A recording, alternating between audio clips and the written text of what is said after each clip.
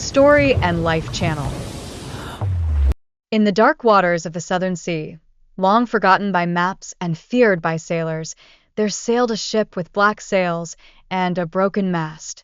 It was called the Serpent's Fong, and its captain, Thorn Blackwater, was a name whispered only in taverns and nightmares. Unlike most pirates who craved gold and rum, Captain Thorn chased something deeper, darker. He was searching for a way to break the curse that had haunted him for 20 years. The story of Thorn began when he was a young sailor aboard the Royal Fleet. Ambitious and reckless, he led a mutiny that ended with his stolen ship and a crew of cutthroats. They raided villages and sank ships, until one day they stumbled upon an island not found on any map. It was lush and green, but silent. No birds, no waves, only stillness. In the heart of the island, Thorn found a stone temple covered in ancient carvings and gold. Ignoring the warnings etched into the walls, he stole a black ruby from the altar. That night, his ship was struck by a storm that came out of a clear sky. Lightning split the mast. His men screamed as the ocean swallowed them one by one. When Thorn woke up, he was alone on a half-sunken ship, the ruby still in his hand, and a mark burned into his chest like fire. From that day forward, he could not die. Wounds would heal in seconds, poison would fade from his blood, and time would not touch his face. At first, it seemed like power. He became feared across every ocean, his name carved into the walls of coastal forts and the nightmares of governors. But as the years dragged on, and his crew withered and died, he remained. Alone. Hunted. Hated. The sea turned cold to him. The stars above no longer sang. Even the thrill of battle grew dull. For 20 years he searched for answers, sailing into storms, diving into cursed ruins, offering gold and blood to mystics and witches. All of them said the same thing. The ruby must be returned, but only with a willing heart, and only by a soul who has given up everything. But Thorn could not give it up. It had become part of him, fused to his very being. One night, as he sailed through fog thicker than night, he heard singing from the sea. Not sirens, not ghosts, but a single voice humming a lullaby he had not heard since he was a child. It was the voice of his sister, lost when he was only 10. He followed the sound, mad with memory, and saw her face in the mist. She told him the truth. The ruby was not cursed, it was a mirror. It showed the soul of the one who held it. His was broken, rotten, hollow. The curse was not punishment. It was reflection. Only by changing what was within could he break what was without. Captain Thorn dropped to his knees. For the first time in 20 years, he wept.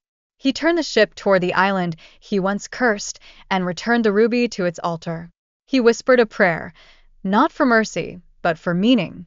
The mark on his chest vanished. The wind changed. The Serpent's Fong, long broken, began to sail itself back into the sunlight. Captain Thorn was mortal again, but he was free. From that day on, no sailor feared his name. Instead, they told tales of the pirate who returned what he stole, not just a gem, but his soul. Yet freedom, Thorn quickly learned, was not the same as peace. Though the curse was lifted, the weight of what he had done remained. The sea, once his playground and prison, now felt like a graveyard of old memories.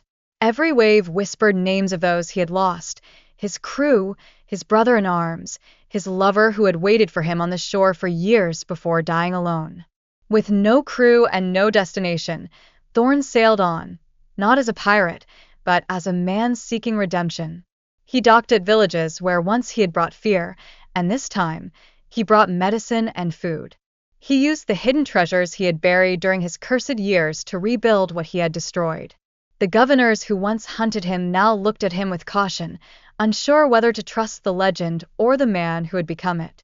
But Thorn didn't seek praise, nor did he expect forgiveness. He knew that some ghosts do not vanish.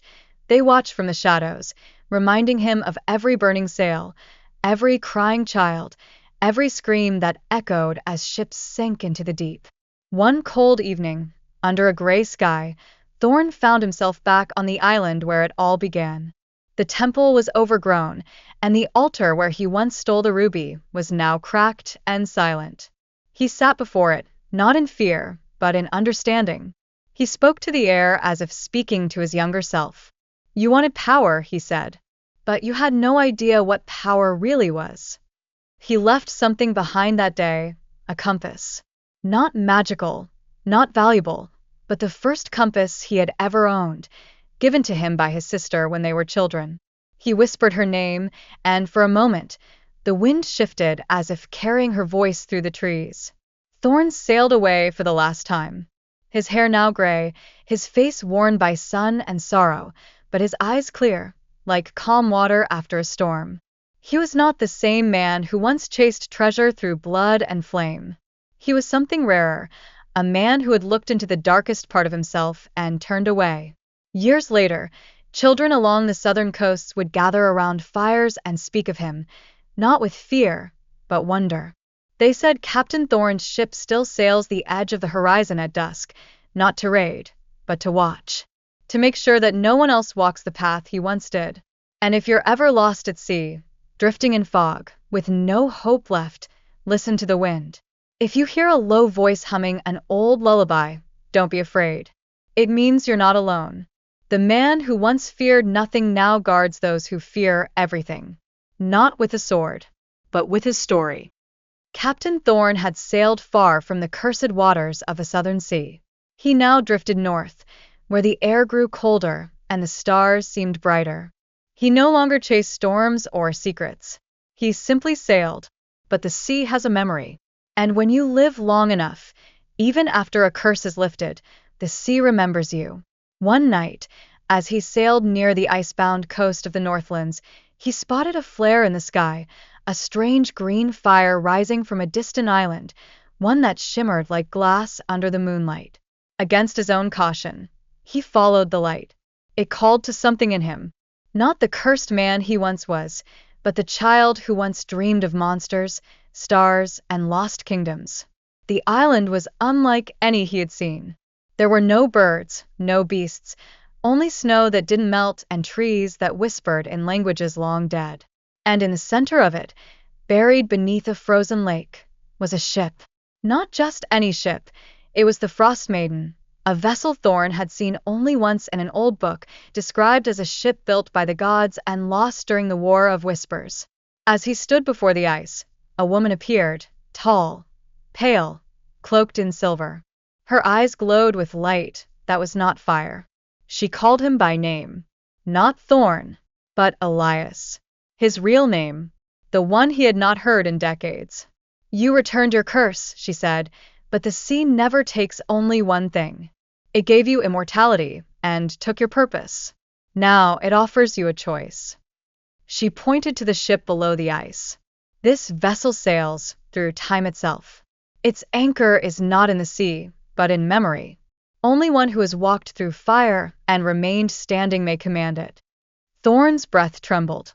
And if I take it, you will not live longer, she replied, but you will live deeper. You will see things no man has seen. Carry stories no man dares tell. Sail through storms that belong to dreams and nightmares. And you will not be alone. For a moment, Thorn felt the sea breathe, not with anger, but with possibility. He nodded. With one word, the ice cracked. The Frost Maiden rose from beneath like a ghost from time.